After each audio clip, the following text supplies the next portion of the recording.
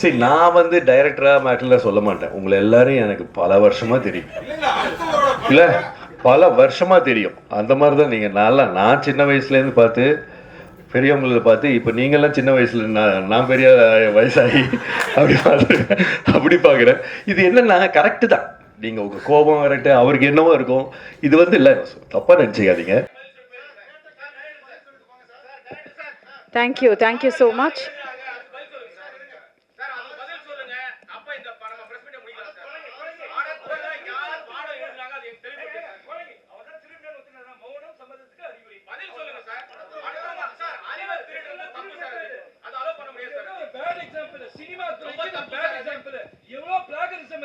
அந்த பிளாகரிசம் உங்களை போல ஒரு எஸ்டாப்லிஷ்ட் டைரக்டர் பண்ணாரு. எல்லாருக்கும் தெரியும். நீங்க எல்லாம் நடிச்சவங்க எல்லாரும் should feel ashamed. நீங்களே பதில் சொல்லிருக்கீங்க. ஆனந்த விடல்ல உங்க இன்டர்வியூ எவ்வளவு பொய் சார். ஆனந்த விடல்ல சார் அவர் சொல்லிருக்காரு. நான் சொல்லல, அவர் சொல்லிருக்காரு. சார் இது ரொம்ப தப்பு sir. you are wrong example. Walk out பண்ணுங்க. நீங்க பதில் சொல்லாம கடந்து போறீங்கன்னா தப்பு பண்ணது உறுதியாயிடுது சார். உறுதிதான். பொய்தான். ஒரு கிரியேட்டரோட பாவத்தை சம்பாதிக்கிறீங்க சார். பதில் சொன்னது அவர் தான் சொல்லிருக்காரு. ஆனந்தவல்ல அவர் வந்து sir 1 minute as a director எழுதுறது யாருன்னு. அப்ப அது பதில் சொல்லணும் இல்லையா? டைரக்டர் அவர் தானே. அவர் சொன்னது சார் மியூசிக் டைரக்டர் பதில் சொல்றாரு. அவர் சொல்லல. மியூசிக் டைரக்டர் பதில் சொல்லுங்க. செகண்ட் போடுங்க சார். மியூசிக் டைரக்டர் பதில் சொல்லுங்க. இதுக்கு யார் பண்ணாங்க? மாடல் யார் எழுதுறாங்க? பதில் சொல்லுங்க.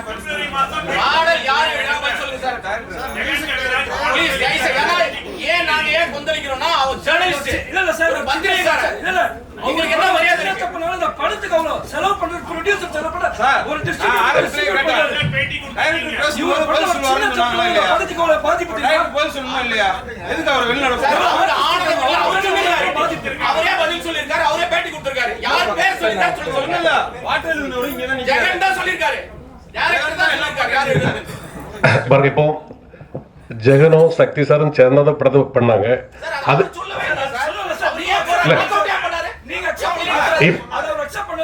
இல்ல, இப்போ அதுக்கு பிறகு ஜெகன் வந்து பாரு ரெண்டும் பேசி முடிச்சப்போ சக்தி சார் தான் முடிச்சாச்சு.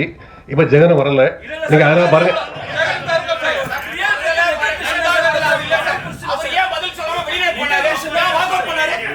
இல்ல அதான் ஜெகன் வந்து அக்செப்ட் அந்த பிரச்சனை முடிஞ்சிட்டு முடிஞ்ச பிறகு அந்த இப்போ பாருங்க ஜெகன் இல்ல இப்ப ஜெகன் வந்து பாருங்க இந்த கம்ப்ளைண்ட் கொடுக்கவே இல்லை. நீங்க அதனால பாருங்க, அதனால இந்த படத்துக்கு பிரச்சனை பண்ணாதீங்க. இயக்குனர் சொன்னது ஆனந்த விடன்ல இந்த பாடங்களை எழுதுனது ஜெகன் சொல்லி நாங்க யாரும் சொல்லல. இயக்குனர் சொன்னாரு. இயக்குனர் வந்து சொல்லுங்க. சரி, நாங்க அடுத்த ஒரு பிரஸ் மீட் வைக்கிறோம் தனியா இதுக்கு மட்டும். நீங்க அதுல பதில் சொல்றோம். ரெகக்னிஷன் கொடுக்கறோம் சார். எவ்வளவு கஷ்டப்படுறோம் சார். அறிவை திருடல தப்பா தப்பு இல்லையா சார்? காசு திருடல கூட மன்னிச்சு விடலாம். இப்போ பாருங்க, இங்க ஜெகனும் இல்ல டைரக்டரும் இல்ல. நீங்க பாருங்க ஜெகனை நாங்க முடிச்சு கொடுறோம். இப்போ வரீங்க ஜெகன் போடுங்க. அந்த வெளிய நிக்கறாங்க.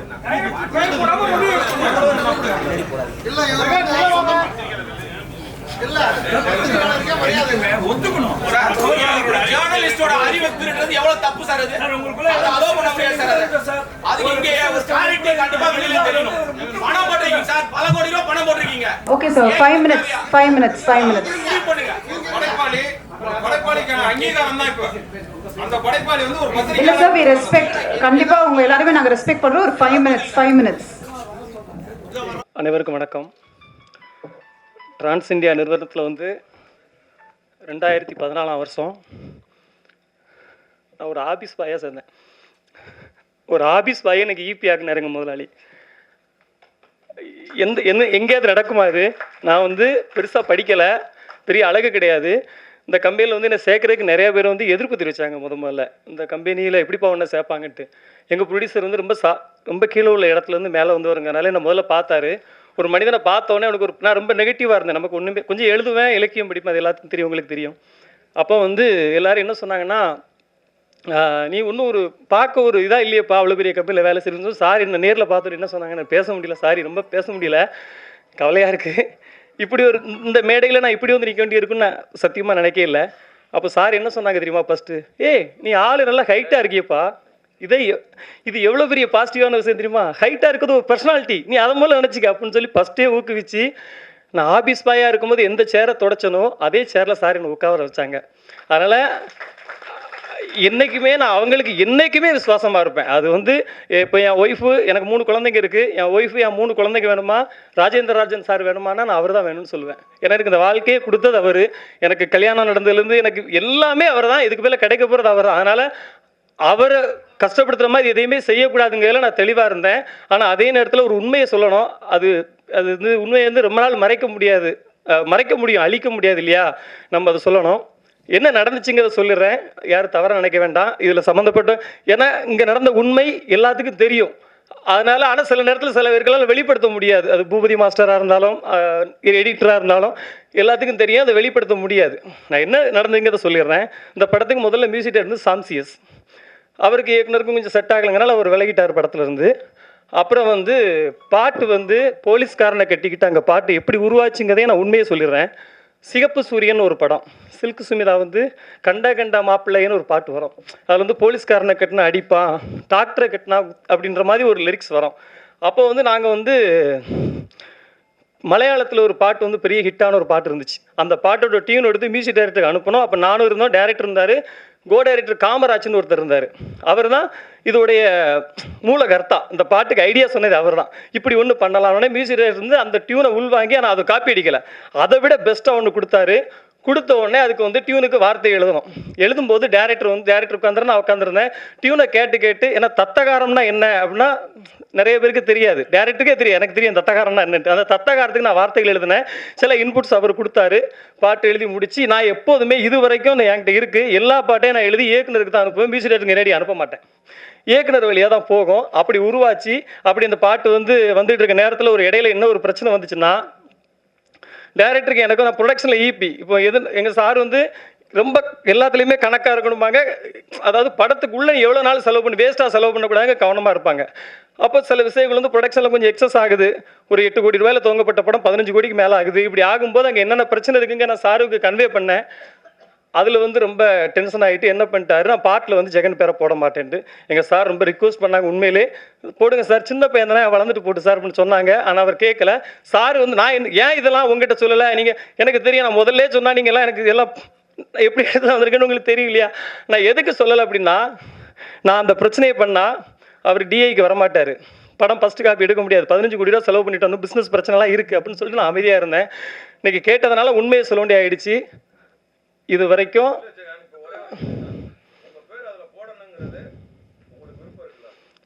நான் கண்டிப்பாக கண்டிப்பாக கண்டிப்பாக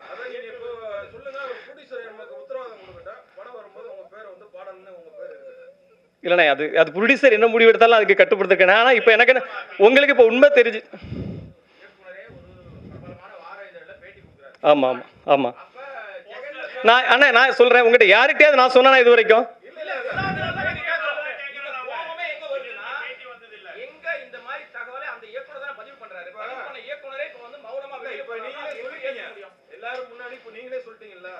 எல்லாமே இயக்குனருக்கு தான் எழுதி அனுப்புனேன். ஏன்னா இயக்குனர் ஓகே பண்ணி தான் மியூசிக் டைரக்டருக்கு போகணும். இதுதான் ரூல்ஸ்.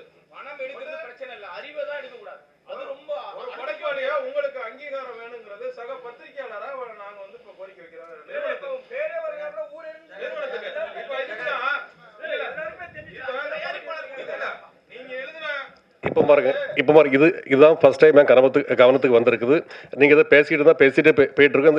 இந்த ஃபங்க்ஷன் முடியாது. அதில் இதை நான் ரெண்டு விசாரித்து என்ன படம் நாங்கள் டிசிஷன் எடுக்கிறோம். நான் ஜெகட்டையும் பேசிக்கிட்டு பேச முடிவு எடுக்கிறேன்.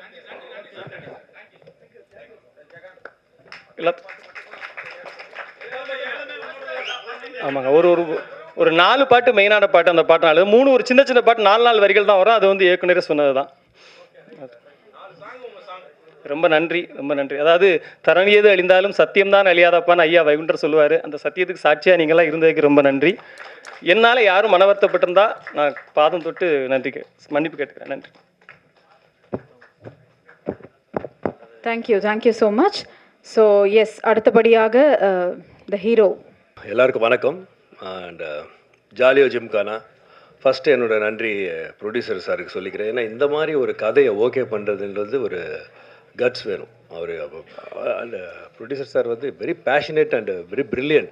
சீன் எடுக்கும்போது கூட இப்படி ஆராய்வார், அதெல்லாம் ஆராய்ஞ்சு இப்படி இருந்து அப்படியெல்லாம் சொல்லியிருக்காரு. அது ஃபுல் ஆஃப் பேஷன் அவர் ப்ரொடியூசர். ஃபர்ஸ்ட் ஆஃப் ஆல் ப்ரொடியூசருக்கு இப்படி ஒரு ப்ரொடியூசர் நம்ம தமிழ் இண்டஸ்ட்ரி எனக்கோட ஆக்சுவலாக 4வது படம்ன்ற ஒரு படம் எனக்கு தெரியும், பட் 4 படம்ன்றது எனக்கே ஒரு ஆச்சரியமாக இருந்துச்சு. அண்ட் இப்போ இன்னும் நிறைய படம் எடுக்கிறாரு. So my best wishes. உங்களை மாதிரி ஆளுங்க டெஃபினட்டாக தமிழ் இண்டஸ்ட்ரிக்கு தேவை. Thanks for this film also இருக்கு. அப்புறம் சக்தி சீதாபுரம் ரொம்ப வருஷமாக நமக்கு தெரியும். நம்ம இப்போ டைரக்டரு அந்த மாதிரி இல்லை, நல்ல ஒரு ஃப்ரெண்ட்ஷிப்பில் போயிட்டுருக்கு. அண்டு இந்த படம் அதே மாதிரி ஃப்ரெண்டுன்றதுனால எதோ எல்லாம் சொல்கிறல, அவர் நல்ல கதையெல்லாம் கொண்டு வந்தார். இது ஃபர்ஸ்ட் ஆஃப் ஆல் அதான் அவர் சொன்னார்ல அந்த கதை எப்படி வந்தது அப்படியெல்லாம். Thanks to Sakthi also. And wonderful screenplay. First of all இந்த படத்துக்கு ஸ்க்ரீன் பிளே எனக்கு ரொம்ப பிடிச்சிது, அதனால தான் நம்ம பண்ணோம். Thanks to Sakthi also. இப்படி ஒரு கேரக்டரை எனக்கு கொடுத்ததுக்கு ரொம்ப நன்றி. அண்ட் தென் எடிட்டர் நம்ம இதுக்கு முன்னாடி கூட அவர் பண்ணோம்ல, ஸோ அந்த படம். And brilliant work Niranjan. Bhoopathi நம்மால் தான். My best wishes. இன்னும் நிறைய இருக்குது உங்களுக்கு. அண்ட் அஸ்வின் ஏற்கனவே இன்னொரு படம் பண்ணியிருக்கேன், அந்த படத்துலேயும் நல்ல சாங் இருக்குது, அது வரும் கூடிய சீக்கிரம். இந்த படத்துலையும் ஆக்சுவலாக நான் எதிர்பார்த்ததோட நல்லா ரீச் ஆகிருக்கு. Very good Ashwin. இன்னொன்று நீங்கள் நிறைய போக வேண்டியிருக்கு. Wonderful job. My best wishes. And Robo Shankar first நம்ம பேக் டு ஃபார்மில் வந்திருக்காரு. I am so happy. And very எல்லோரும் சொன்ன மாதிரி full of talent, bundle of talent. Nice working with you Robo. அப்புறம் கேமராமேன் தான் ஃபஸ்ட் டைம் நான் ஒர்க் பண்ணுறேன் கணேஷ்கிட்ட. நமக்கு சுத்தமாக ஐடியா இல்லை, ஆனால் வேறு ஏதோ படம் சொன்னாங்க, அதை பார்த்து நான் நல்லா பண்ணியிருக்காரு. எனக்கு ஃபஸ்ட் இடத்துல ஒரு க்ளோஸாக பார்த்து சூப்பர் கணேஷ், இன்னும் நிறைய பெரிய பெரிய படங்கள். பிரில்லியன்ட் கணேஷ். அவர் டன் எ வண்டர்ஃபுல் ஜாப். நல்ல கேமராமேன், வெரி ஃபாஸ்ட். அண்ட் அப்புறம் அந்த கதை கேட்டு எதோ பண்ணணும் இல்லை, கொஞ்சம் கேள்வியெல்லாம் கேட்டு சார் இப்படியே என்ன அது வேணும். அந்த கேமராமேனுக்கு இன்வால்மெண்ட் இருந்தால் தான் அந்த கேள்வி அதெல்லாம் வரும். அந்த இன்வால்மெண்ட்டோடு பண்ணார் Ganesh. Thank you Ganesh. Wonderful job. அது மாதிரி ப்ரொடியூசர் சார் வந்து சக்தி ஃபிலிம் ஃபேக்ட்ரியோட இந்த டீமோட போகிறது இட்ஸ் லைக் ஒரு பெரிய பலத்தோடு போகிற மாதிரி இருக்குது. Thanks to Sakthi film factory. And Abirami அவங்களோட நான் அப்போது சார்லி சாப்ளின் ஃபஸ்ட்டு நடிக்கும் போது ஒரு சின்ன பொண்ணாக இருந்தாங்க, திடீர்னு அப்படியே அந்த மாற்றம் பிரில்லியன்ட் ஆகிட்டாங்க, பிரில்லியன்ட் ஆக்ட்ரஸ் ஆகிட்டாங்க. அது எனக்கு ரொம்ப அதிசயமாக இருந்துச்சு. சொன்ன மாதிரி அந்த அஸ்டன்ட் சொன்ன மாதிரி லைட்டிங் கூட அந்த என்னென்ன இல்லை ஷேடோ படுது அப்படின்னா, ஐயோ என்ன இவ்வளோ பிரில்லியண்ட்டாக இருக்கீங்களே. Brilliant actress. அண்ட் எந்த கேரக்டர் கொடுத்தாலும் அப்படியே சரி வந்தோமா பண்ணோமான்லாம் போயிட்டு இருக்க மாட்டாங்க. அதில் நல்லா அவங்களுக்கு இன்வால்வ் பண்ணி இன்ட்ரெஸ்ட் எடுத்து தன்னால் இந்த படத்துக்கு என்ன கொடுக்க முடியுன்றதை அதை பண்ணியிருக்காங்க. Brilliant. You are too good. அப்புறம் மெடோனா அவங்க வெரி சைலண்ட் தான், பட் வெரி பிரில்லியன்ட் ஆல்சோ. அவங்களும் எல்லாம் கேள்வியெல்லாம் கரெக்டாக உள்ளுக்குள்ளேயே அவங்களே கேட்டுக்கிட்டு பேசிக்குவாங்க. இது ஏன் இப்படி என்ன இது அப்படின்னு உடனே அவங்களுக்கு ஆன்சர் பண்ணுவாங்க. அதுக்கப்புறம் திருப்பி ஒரு கொஸ்டின் கேட்பாங்க. அதுக்கப்புறம் டைரக்ட் கிட்ட போய் என்னன்னு கேட்பாங்க. அந்த மாதிரி வெரி பிரில்லியன்ட் மேடம்னா. Nice working with you. I enjoyed it. அதே மாதிரி இன்னொரு 2 பொண்ணுங்க இருக்காங்க. அபிராமி, அவங்க பேரும் அபிராமி, அவங்களுக்கும் மரியான்னு 2 பேர் இருக்காங்க. They are also done a wonderful job. அப்புறம் ஃபைட் மாஸ்டர் இல்லை, ஏன்னா இந்த டெட் பாடியோடு இருந்து பண்ணும்போது அந்த ஃபைட் எல்லாம் உங்களுக்கு தெரியும் எதுவும் பண்ணக்கூடாது, பட் ஃபைட்டு நம்ப வைக்கணும். 2 பேருக்கும் அந்த 2 பேர் பண்ணியிருக்காங்க. ஒன்று மேத்யூ, இன்னொன்று நம்ம தினேஷர் பையன், நம்ம தினேஷ் சார் ஆக்டர் தினேஷ், தளபதி தினேஷோட பையன். அவர் கிளைமர் பிரில்லியண்ட் ஒர்க் பண்ணியிருக்காங்க. அண்டு சார் ராஜன் சாரோட ப்ரொடக்ஷன் சூப்பர். அவங்க டீம் வெரி குட். எல்லாருக்கும் நன்றி. ஜாலியோ ஜிம்கானா 22 நவம்பர் ரிலீஸ் ஆகுது, பாருங்கள். அதே மாதிரி பத்திரிக்கையாளர்களோட ஒற்றுமை எனக்கு ரொம்ப பிடிச்சிது. அதே மாதிரி நாங்களும் இருக்கணும்னு நினைக்கிறேன்.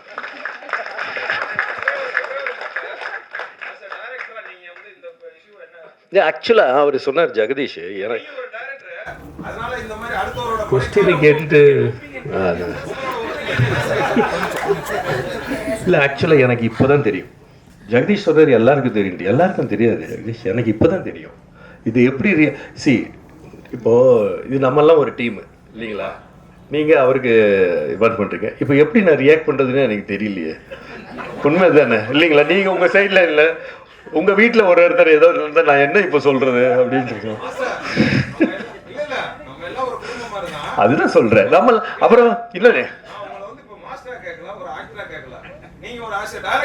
சரி நான் வந்து டைரக்டராக மேட்டரில் சொல்ல மாட்டேன். உங்களை எல்லாரும் எனக்கு பல வருஷமாக தெரியும், இல்லை பல வருஷமாக தெரியும். அந்த மாதிரி தான் நீங்கள் நான் சின்ன வயசுலேருந்து பார்த்து பெரியவங்களை பார்த்து இப்போ நீங்கள்லாம் சின்ன வயசில் நான் பெரிய வயசாகி அப்படி பார்க்குறேன். இது என்னென்னா கரெக்டு தான். நீங்கள் உங்கள் கோபம் வரட்டு அவருக்கு என்னவோ இருக்கும். இது வந்து இல்லை, தப்பாக நினச்சிக்காதீங்க, அப்படி ஆரம்பிச்சிருக்கூடாதோ அப்படின்றது தான் கரெக்டு. பட் அதுக்குன்னு ஒரு அவரை தனியாக கூப்பிட்டு ஏன் இப்படி பண்ணீங்கன்னு அவங்க கிட்ட, இது வந்து நம்ம ப்ரொடியூசர் சார் அவ்வளோ கரெக்டு. பலமுறை நான் ட்ரை பண்ணி பார்த்தா அவர் பேசல. அவர் கரெக்ட் தானே? பொது மேடையில வந்து கேட்க வேண்டிய சூழ்நிலை. இல்லை கரெக்டு. நீங்க சொல்ற அதே ஆக்டிங் நான் ட்ரை பண்ணி பார்த்துட்டேன் பலமுறை. நீங்க சொல்ற மாதிரி அவர் இருந்து சொல்லிருக்கணுமா அவர் அப்புறம் பேசணும்னு சொன்னார்ல. சரி, கரெக்ட் தான். அதுக்கு இல்லை கரெக்ட், அதுக்கு ப்ரொடியூசர் என்ன பண்ணுவார்? கரெக்ட், அது அவரோட ஃபங்க்ஷன் இல்லையா? இல்லை எதுக்கு பாதிப்பு? நீங்க எல்லாம் நம்ம ஆள் தானே, நீங்க என்ன நம்ம சிச்சு அப்படியெல்லாம் நினைக்கிறோம்.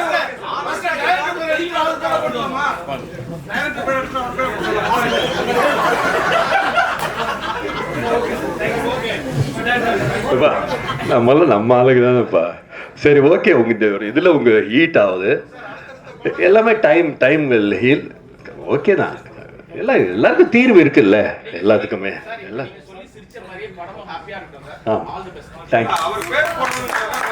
தேங்க்யூ. இல்லை அது என்னமோ ஏதோ டைம் தான் ஹீல் பண்ணும், அது நீங்கள் பார்த்துக்கோ. Okay, thank you. அன்புள்ள பத்திரிகை சகோதரர்கள், மீடியா சகோதரர்கள் அனைவருக்கும் இனிய மாலை வணக்கம். மேடையில் அமர்ந்திருக்கும் எல்லாருக்கும் மாலை வணக்கம். இந்த இப்போ ஒரு 2-3 வருஷமாகவே நம்ம இப்போ தேட்டருக்கு போய் படம்னு பார்த்தீங்கன்னா ரொம்ப ரத்தம், ஜாதி, மேல் ஜாதி, கீழ் ஜாதி, தாழ்வு, அந்த மாதிரியா நிறையா சோகமான படங்கள்லாம் நிறையா வந்துகிட்டே இருக்கும்போது எனக்கு ஒரு சின்ன ஐடியா ஒன்று தோணுச்சு. அந்த ஐடியா வந்து பிரபுதேவா மாஸ்டர்கிட்ட போய் சொல்கிறேன். இது எப்படின்னா, 2 ஹீரோ, ஒரு ஹீரோ வந்து டெட் பாடி, இன்னொரு ஹீரோ அந்த டெட் பாடியை தூக்கிட்டு போகிற இன்னொரு கேரக்டர். 2 ஹீரோ தான் ஒரு கதை. ஒரு சின்ன ஐடியா, ஒரு காமெடி அவுட்லைன் தோணுச்சு. அதை பிரபுதேவா மாஸ்டர்கிட்ட போய் சொல்கிறேன். அவர் ஃபுல் கதை கேட்டுட்டு அவர்கிட்ட என்ன சொல்கிறேன்னா, டெட் பாடியாக நடிக்கிறது இன்னொரு ஹீரோ, அந்த டெட் பாடியை தூக்கிட்டு போகிறது நீங்கள் அப்படின்னு சொல்கிறேன். அவர் மாஸ்டர் வந்து கதை கேட்டுட்டு, கதை சூப்பராக இருக்குது, நான் பண்ணுற சக்தி, பட் நான் டெட் பாடியாக நடிக்கிறேன் அப்படின்னு சொல்கிறாரு. என்ன மாஸ்டர், நீங்கள் டெட் பாடியா? நீங்கள் ஒரு டான்ஸர், உங்கள் பாடி லாங்குவேஜே வேறு இருக்கும். நீங்கள் டெட் பாடினா ஆடியன்ஸ் எப்படி? இல்லை, இது ஒரு சேலஞ்சிங்கான கேரக்டர், நான் பண்ணுறேன்னு சொல்கிறாரு. அதுக்கப்புறம் அந்த இன்னொரு ஹீரோவை ஹீரோயினாக மாற்றி, ஹீரோயின்ஸாக மாற்றி 4 ஹீரோயின் ஆக்கி, அந்த 4 ஹீரோயினும் ஒரு டெட் பாடியை தூக்கிட்டு போகிற மாதிரி கதையை மாற்றினதுக்கு இன்ஸ்பிரேஷனே மாஸ்டர் தான். ஸோ இந்த கதை இவ்வளோ நல்லா வந்திருக்கு. இது ஒரு பேசு பொருளாக இருக்கும். ஏன்னா இப்போ நிறையா கமெண்ட்ஸ் எல்லாம் வந்து மகளிர் மட்டும் நாகேஷ் சார் பண்ணுங்க அதெல்லாம் சொல்கிறாங்க. ஓகே தான். இப்போ ஒரு போலீஸ் கதைன்னா ஒரு வருஷத்தில் 10 படம் வரும். அந்த மாதிரி நிறையா கதைகள் 10 படம் வரும். ஆனால் இது ஒரு 25 வருஷத்துக்கு அப்புறம் ஒரு படம் தானே வருது. அது கூட நாகேஷ் சார் வந்து ஒரு கேரக்டர் ஆர்டிஸ்ட், அவர் ஒரு காமெடியன், அவர் ஒரு 10 நிமிஷம் ஒரு போர்ஷன் பண்ணியிருப்பார் அந்த படத்தில். ஆனால் அந்த ஒரு டெட் பாடின்றதை வச்சு 2 மணி நேரம் படத்தில் 1 மணி நேரம் 50 நிமிஷம் டெட் பாடியாக ஒரு ஹீரோ நடிக்கிறதுன்றது it's not an easy joke. அதுக்கு ஸ்கிரிப்ட் பண்ணுறதும் விளையாட்டு கிடையாது. 1.5 நாளில் கதை நடக்கும். அந்த 1.5 நாளில் டெட் பாடியை வச்சு மூவ்மெண்ட் பண்ணோம். மாஸ்டர் வந்து ஃபஸ்ட்டு டெட் பாடினோடனே ஈஸியாக ஒத்துக்கிட்டார். ஓகே, டெட் பாடி நாங்களும் அப்படி தான் நினச்சோம். ஜாலியாக ஷூட்டிங் போனோம். ஃபஸ்ட்டு டே அது இது எப்படின்னா, டெட் பாடினா ஒரு கண் ஓப்பனாக இருக்கும், ஒரு சின்ன இப்போ கை இப்படி வச்சுருந்தா அப்படியே தான் வச்சுருக்கணும், மாற்ற முடியாது. அவ்வளோ ஒரு எல்லாரும் அவர் கண்ணுக்கு முன்னாடி எல்லாம் காமெடி பண்ணிகிட்டு இருப்பாங்க. ஆனால் அவர் வந்து அப்படியே இருக்கணும். அது அவரை பொறுத்தவரைக்கும் ரொம்ப கஷ்டம். அவர் சும்மாவே இருக்க மாட்டார், ஏதாவது ஒரு பாடி லாங்குவேஜ் பண்ணிட்டுருக்கிறவர். அவர் அந்த மாதிரி வச்சு பண்ணது, அவர் அதை கண்ட்ரோல் பண்ணது ரொம்ப நாளாக ஆக ஆக அவருக்கு ஒரு பெரிய சேலஞ்சிங் ஆகிடுச்சு. நான் கூட வந்து மாஸ்டர் ஏதாவது கொஞ்சம் சின்ன இதுவாச்சுன்னா ஒரு கண்ணு பிளிங்க் ஏதோ நான் மானிட்டர் பார்த்து இது வேணால் சிஜியில் கூட பண்ணிக்கலாம் மாஸ்டர் அப்படின்னு சொல்ல. நோ இது கூட பண்ண மாட்டேனே, நான் 1 மோர் பண்ணுன்னு சொல்லிட்டு அவரே கேட்டு வாங்கி அவ்வளோ ஹார்ட் ஒர்க் பண்ணி பண்ணார். படம் வந்து அன்இமேஜினபிளாக ஒரு ட்ரெண்டிங் மூவியாக இருக்குன்னு நான் நம்புகிறேன். ஏன்னா நிறைய படங்கள் பார்த்து ஒரே பேட்டர்னில் இருக்கிறதுக்கு ஒரு புதுசான ஒரு படமாக இருக்கும். இது ரிலீஸ் ஆகிற டைமும் சூப்பரான ஒரு டைம், அருமையான டைம், அருமையான என்னோட பிரதர் சக்தி என் பேர் தான். அவர் வந்து எனக்கு கிடைச்சது ஒரு பெரிய, இந்த படத்துக்கு ஒரு சக்தின்னு சொல்லலாம். அப்படி அவர் கிடைச்சது. அவர் தமிழ்நாட்டில் இருக்க மூலம் முடுக்கு இந்து இடுக்கில் இருக்க தேட்டர்லாம் வந்து உட்கார்ந்த இடத்துல ஒரு பட்டன் தட்டி தேட்டர் போடுவார். அவர் இங்கே உள்ளே வந்தது வந்து இந்த படத்துக்கு ஒரு பெரிய டானிக்குன்னு சொல்லலாம். அதே மாதிரி ஒரு படம் நல்லா வர்றதுக்கு கதை எவ்வளோ முக்கியமோ காசு அவ்வளோ முக்கியம். இந்த படத்தை நான் கதை ரெடி பண்ணி மாஸ்டர்லாம் சொல்லி முடித்தோன்னே நான் ப்ரொடியூசர் சர்ச்சிங்கில் இருக்கேன். அப்போ வந்து ஒரு நண்பர் வந்து என்னைய பாம்பே கூப்பிட்டு போய் ராஜேந்திர ராஜன் சார்ன்னு இருக்கார், அவர்கிட்ட நீங்கள் இந்த கதை சொன்னீங்கன்னா கண்டிப்பாக பிரபுதேவா சார்னா அவர் உடனே படம் பண்ணுவார் அப்படி சொல்லி கூப்பிட்டு போகிறார். சரின்ட்டு பாம்பே போகிறோம். சார் ராஜன் சார் ஆஃபீஸில் போய் மீட் பண்ணுறோம். அவர் ரொம்ப கூலாக, ஐயா எனக்கு படம்லாம் எடுக்கிற ஐடியா இல்லைங்க, எனக்கு இப்போதைக்கு படம் எடுக்கிற ஐடியா இல்லைன்ட்டார். எனக்கு என்னடா அது என்னன்னா, சார் நான் இவ்வளோ தூரம் வந்திருக்கேன், உங்களை பார்க்க தான் வந்திருக்கேன், நீங்கள் கதை கேளுங்க, கதை உங்களுக்கு நீங்கள் அட்லீஸ்ட் ஒரு சஜஷனாவது கொடுங்க. நீங்கள் காமெடி படம், என் படம் நிறையா பார்த்துருக்கேன்னு சொன்னார், இது ஒரு காமெடி படம் தானே, நீங்கள் வந்து கதை மட்டும் கேளுங்க அப்படின்னு கம்பல் பண்ணி கதை கேட்க வைக்க. சரி சார், நான் நைட்டு ஒரு 8-9 மணிக்கு நீங்கள் ரூமில் இருங்க வர்றேன்னு சொல்கிறாரு. அவர் வந்தது அரௌண்ட் 11 o'clock வராரு நைட்டு.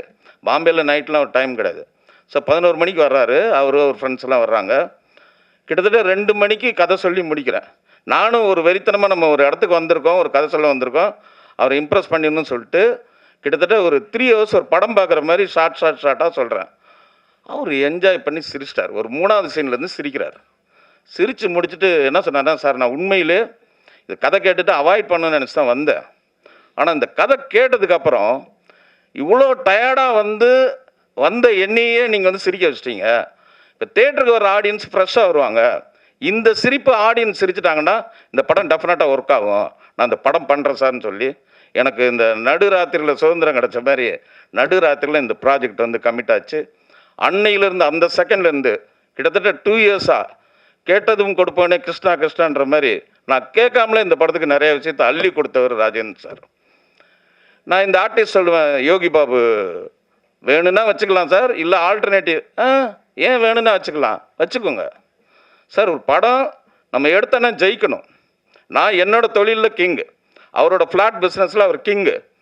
நான் சினிமா எடுத்தேன்னா நான் அதில் கிங்காக இருக்கணும், ஜெயிக்கணும். ஃபஸ்ட்டு ஜெயிக்கிறதுக்கு நீங்கள் கதை நல்லா சொல்லிட்டீங்க, அப்போ நான் செலவு பண்ணால் தான் படம் நல்லா வரும்னு சொல்லிட்டு இந்த கதை வந்து கொடைக்கானலில் குற்றாலத்தில் நடக்கிற மாதிரி கதை.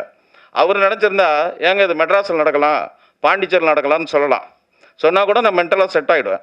ஆனால் இல்லை, நம்ம என்ன சொன்னமோ அதை தாண்டி செலவு பண்ணி சாங்ஸ் கூட அதே மாதிரி நம்ம கேட்டதுக்கு மேலேயே அவர் பண்ணதுனால தான் இன்றைக்கி இந்த படம் இவ்வளோ சிறப்பாக வந்திருக்குன்னா கதை மட்டும் கிடையாது, அவரோட இன்வெஸ்ட்மெண்ட், இந்த ப்ராஜெக்டை அவர் லவ் பண்ணது, அவரோட ட்ரஸ்ட்.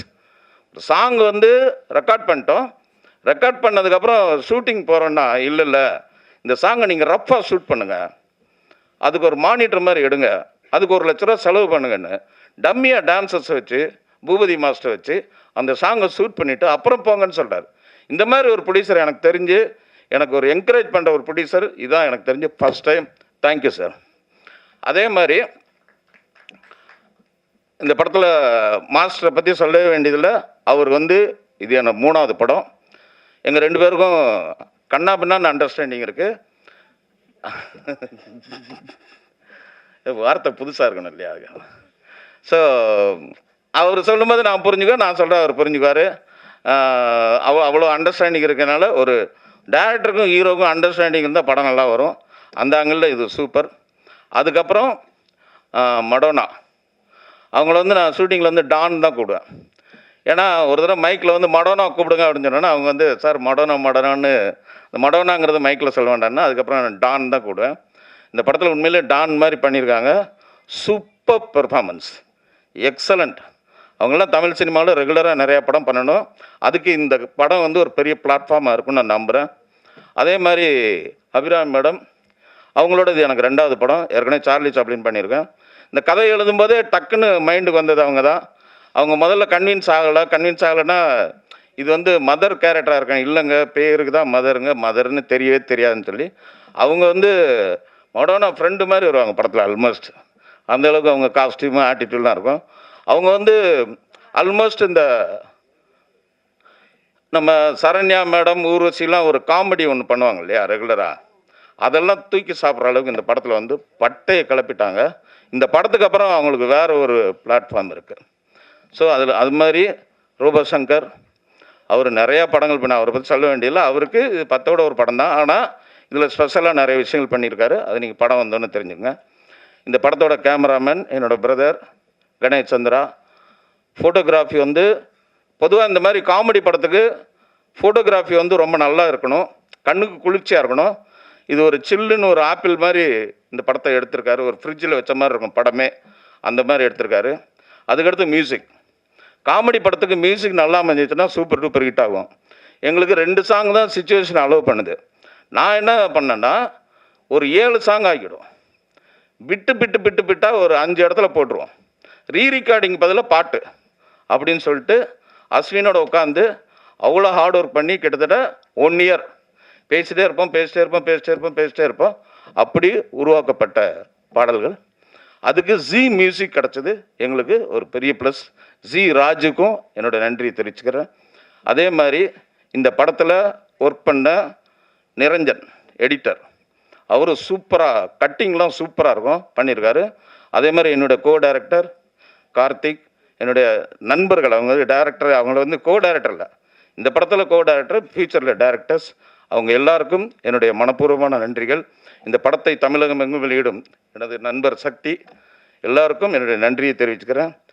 உங்களுடைய அன்பும் ஆதரவும் என்றென்றும் தேவை என்று உங்கள் பொற்பாதங்களை தொட்டு கேட்டு எனது உரையை முடிக்கிறேன். நன்றி, வணக்கம். Thank you, sir. Thank you so much.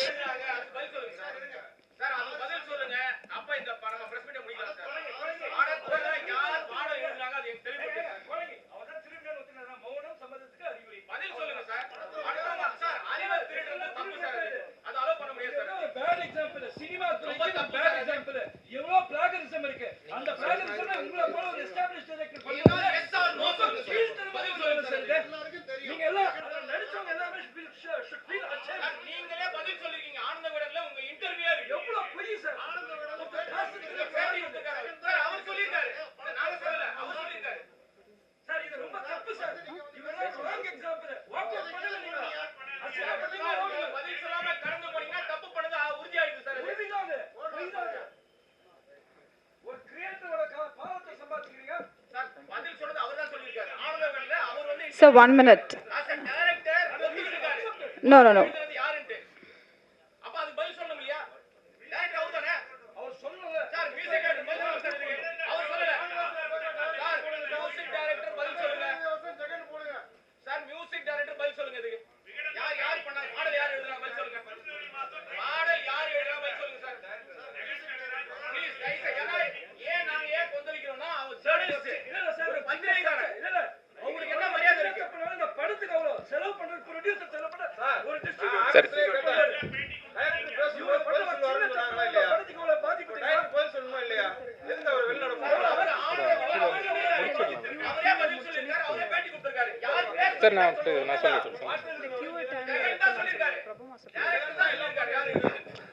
பாருங்க, இப்போ ஜெகனும் சக்தி சாரும் சேர்ந்தாத படத்தை பண்ணாங்க.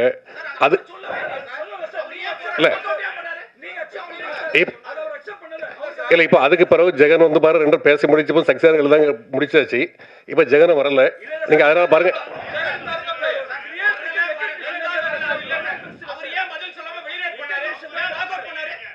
இல்லை அதான் ஜெகன் வந்து அக்செப்ட் அந்த பிரச்சனை முடிஞ்சிட்டு, நீங்கள் முடிஞ்ச பிறகு அந்த பிரச்சனை இப்போ பாருங்க இப்போ ஜெகன் வந்து பாருங்க இந்த கம்ப்ளைண்ட் கொடுக்கவும் இல்லை. நீங்கள் அதனால இந்த படத்துக்கு பிரச்சனை பண்ணாதீங்க.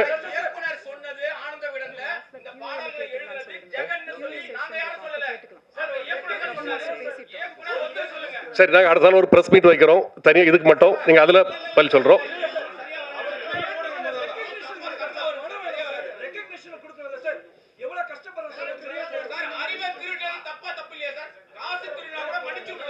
இப்போ பாருங்க, இங்க ஜெகனும் இல்லை டைரக்டரும் இல்லை. நீங்க பாருங்க,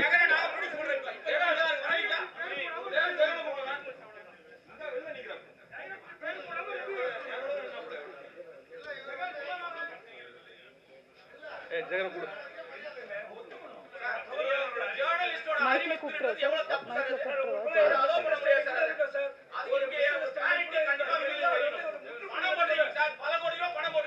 Okay, sir. 5 minutes. 5 minutes. 5 minutes. படைப்பாளிக்கான அங்கீகாரம் தான் இப்ப அந்த படைப்பாளி வந்து ஒரு இல்ல சார், we respect.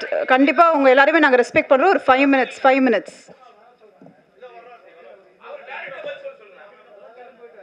அப்ப என்னடா மரியாதை அப்ப எந்த ஜர்னலிஸ்டும் மரியாதை கொடுக்க மாட்டாங்க இல்ல சார் அவர் மரியாதை தரணும் டைரக்டா அப்படியே போறாரு அப்படியே மரியாதை கொடுக்க போறாரு ஒரே ஒரு தப்பு வந்து இவங்க எல்லாரும் என்ன மரியாதை சார் மற்ற யாரும் கோடி போட்டுறாரு ப்ரொடியூசர் எல்லாரும் மரியாதை கொடுக்கறாரு அவரே நிக்க முடியாது அவரே டைரக்டர் அவர் நிக்கணும் சார் ஜெகன் நாங்க தயாரிப்பாளரோ வேற யாரையும் எதுவும் சொல்லல இவர் பண்ற ஜெகன் எங்க இருந்தாலும் கொஞ்சம் வாங்க மேடைக்கு ப்ளீஸ். ப்ரொடியூசர் மேல அவர் இருக்கும்போது டைரக்டர் வர சொல்லுங்க சார் ஏன் அப்படியே போறாரு அவரே ஜெகன் சார் அப்ப தப்பு இருக்குன்னு அர்த்தம் இல்ல ஆரம்பமே மாஸ்டர் போன் சொன்னேன் ஜெகன் ப்ளீஸ் எங்க இருந்தாலும் மேடைக்கு வரும்படி கேட்டுக்கொள்கிறேன்.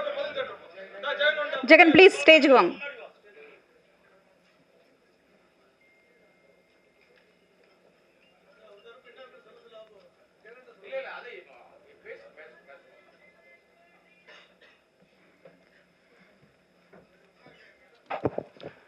அனைவருக்கும் வணக்கம்.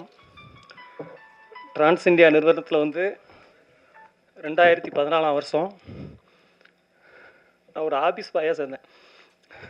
ஒரு ஆபீஸ் பாயை எனக்கு ஈபி ஆக்குனாருங்க முதலாளி. எங்கேயாவது நடக்குமா இது?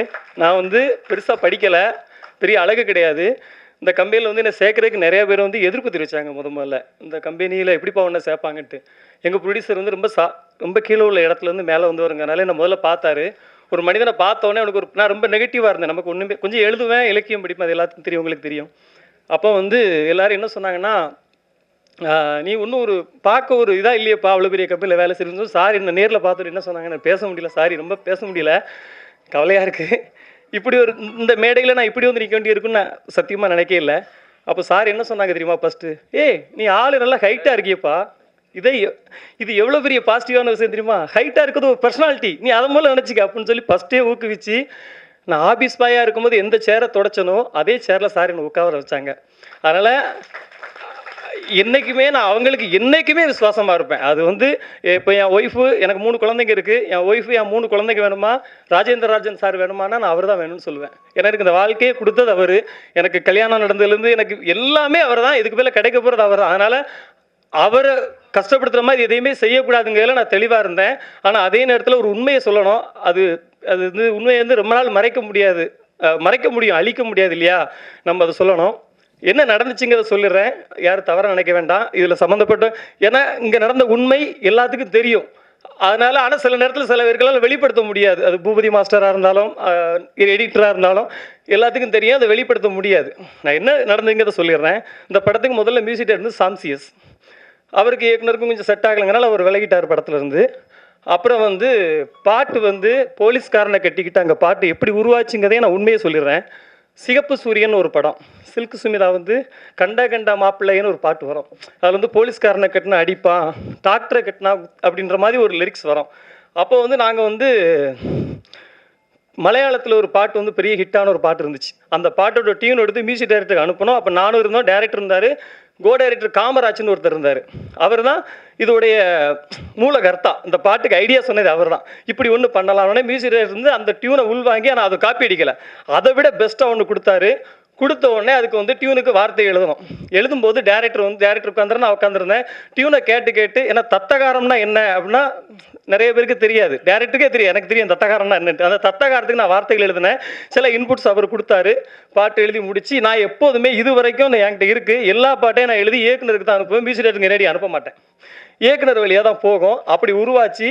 அப்படி அந்த பாட்டு வந்துட்டு இருக்க நேரத்தில் ஒரு இடையில என்ன ஒரு பிரச்சனை வந்துச்சுன்னா, டைரக்டருக்கு எனக்கும் நான் ப்ரொடக்ஷனில் ஈபி இப்போ எங்கள் சார் வந்து ரொம்ப எல்லாத்துலேயுமே கணக்காக இருக்கணுமாங்க. அதாவது படத்துக்குள்ளே எவ்வளோ நாள் செலவு பண்ணி வேஸ்ட்டாக செலவு பண்ணக்கூடாதுங்க, கவனமாக இருப்பாங்க. அப்போ சில விஷயங்கள் வந்து ப்ரொடக்ஷனில் கொஞ்சம் எக்ஸஸ் ஆகுது. ஒரு 8 கோடி ரூபாயில் துவங்கப்பட்ட படம் 15 கோடிக்கு மேலே ஆகுது. இப்படி ஆகும்போது அங்கே என்னென்ன பிரச்சனை இருக்குங்க நான் சாருக்கு கன்வே பண்ணேன். அதில் வந்து ரொம்ப டென்ஷன் ஆகிட்டு என்ன பண்ணிட்டாரு, நான் பாட்டில் வந்து ஜெகன் பேரை போட மாட்டேன்ட்டு எங்கள் சார் ரொம்ப ரிக்வஸ்ட் பண்ணாங்க. உண்மையிலே போடுங்க சார், சின்ன பையன் தானே, வளர்ந்துட்டு போட்டு சார் அப்படின்னு சொன்னாங்க. ஆனால் அவர் கேட்கல. சார் வந்து நான் ஏன் இதெல்லாம் உங்ககிட்ட சொல்லலை, நீங்கள் எனக்கு தெரியும், நான் முதல்ல சொன்னால் நீங்கள்லாம் எனக்கு இதெல்லாம் எப்படி எடுத்து வந்திருக்கேன்னு உங்களுக்கு தெரியும் இல்லையா?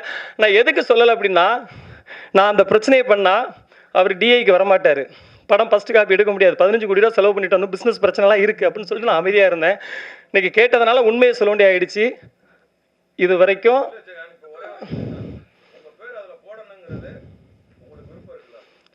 நான் கண்டிப்பாக கண்டிப்பாக கண்டிப்பாக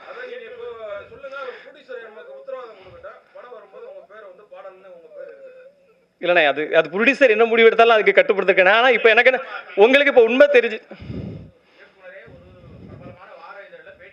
ஆமாம் ஆமாம் ஆமாம்.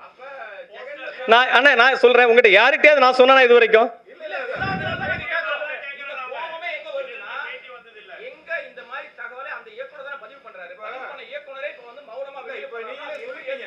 எல்லாரும் முன்னாடி இப்ப நீங்களே சொல்லிட்டீங்கல்ல, நான் எல்லாமே இயக்குனருக்கு தான் எழுதி அனுப்புனேன். ஏன்னா இயக்குனர் ஓகே பண்ணி தான் மியூசிக் டைரக்டருக்கு போகணும். இதுதான் ரூல்ஸ். பணம் எடுக்கிறது பிரச்சனை இல்ல, அறிவை தான் எடுக்க கூடாது. அது ரொம்ப ஒரு படைப்பாளியா உங்களுக்கு அங்கீகாரம் வேணுங்கிறது சக பத்திரிகையாளரா நாங்க வந்து இப்ப கோரிக்கை வைக்கிறோம். பேரே வருகிற ஊரே நிறுவனத்துக்கு இப்ப இதுதான் எல்லாருமே தெரிஞ்சுட்டாங்க. நீங்க எழுதின இப்போ பாருங்க இதுதான் ஃபர்ஸ்ட் டைம் என் கவனத்துக்கு வந்திருக்குது. நீங்கள் இதை பேசிட்டு போயிட்டு இருக்கோம். இந்த ஃபங்க்ஷன் முடியாது. அதில் இதை நான் ரெண்டு விசாரித்து என்ன படம் நாங்கள் டிசிஷன் எடுக்கிறோம். நான் ஜெகட்டும் பேசிக்கிட்டு பேச முடிவு எடுக்கிறேன். இல்லை ஆமாங்க, ஒரு 4 பாட்டு மெயினான பாட்டு, அந்த பாட்டு 4, 3 ஒரு சின்ன சின்ன பாட்டு 4 வரிகள் தான் வரும். அது வந்து ஏற்கனவே சொன்னது தான்.